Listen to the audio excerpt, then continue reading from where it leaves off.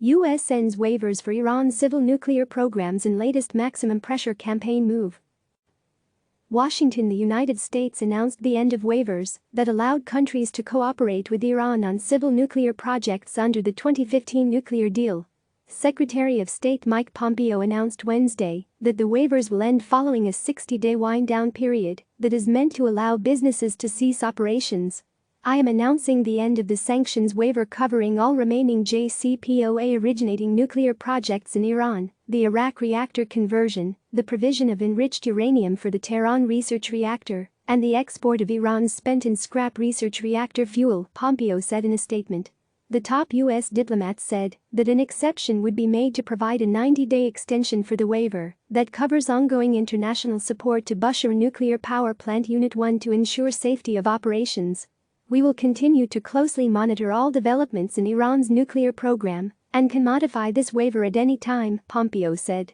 Pompeo also announced that the U.S. will be imposing sanctions on the Iran nuclear officials, Majid Agay and Amjad Sazgar, for engaging or attempting to engage in activities that have materially contributed to, or pose a risk of materially contributing to, the proliferation of weapons of mass destruction.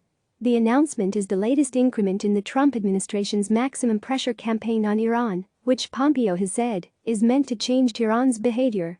"Politically, such waivers don't square with a policy of maximum pressure," said Behnam Bentaleblu, a research fellow at the Foundation for Defense of Democracies. President Donald Trump has said that he would like to negotiate what he calls a better deal with Iran, and the move to end waivers might be part of a campaign to advance that goal, Taleblu said. "Revoking waivers could be the administration negotiating in plain sight with Iran," he said. "By resetting what the Washington will and will not tolerate, it is forcing Tehran to fight for every inch of its civil nuclear program in any potential agreement."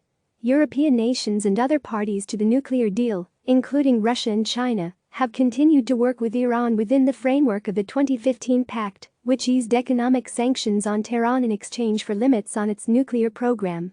The waivers allowed companies from these countries to work with Iran on civil nuclear projects. Click subscribe to receive the latest news.